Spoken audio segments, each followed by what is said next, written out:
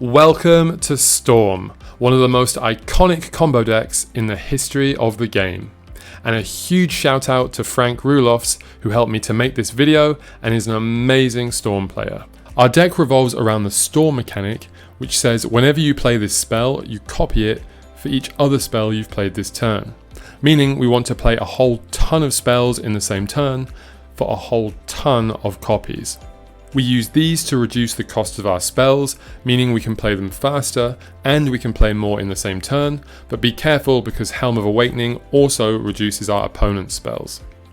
We use these ones for cheap mana, and you can see how in combination with the previous cards we can really generate a whole ton of mana and up that storm count a lot with Cloud of Fairies and Snap kind of comboing together.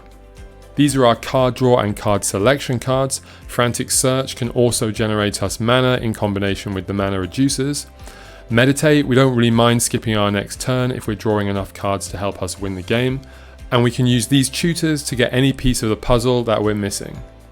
Intuition is also great with accumulated knowledge, but if you want to play a budget version, don't worry, it's still super effective without intuition. We also use Cunning Wish to get any card that we're missing or any silver bullet that we need to help us deal with some troublesome permanents. And the deck is very cheap mana base wise as we only play 18 basic islands. No expensive non-basics needed. There's also a huge amount of other options that this deck can play. Really you just need to play around with the deck and see which versions you like the best. They're all great and you probably will play some of these in your sideboard or your wish board. And moving on to the sideboard, we'll play some of those one-offs that we've seen before, but you will definitely play some combination of these cards. Defense Grid is great against control, Tormod's Crypt is great against graveyard decks, and Hydroblast obviously good against red. Chain of Vapor deals with everything else. Now when we're playing this deck, we're not trying to get a big brain freeze for 17, usually we're trying to use two of them, one for 8 and one for 9. 17 is the magic number to mill our opponent out, so doing that with 2 copies is much easier than with 1. Generally we're going to hold all of our resources in our hand until we see a perfect opportunity to play it all and combo out in one go, taking our opponent out.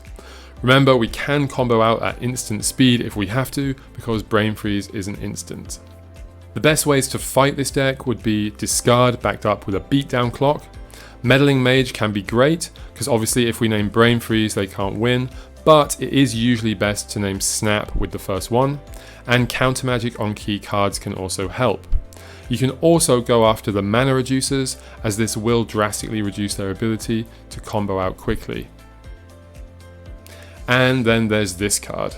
This card is a nightmare. It is still beatable for our deck, but of course them shuffling their entire library back into their deck is very annoying and requires some special cards like Words of Wisdom for us to win.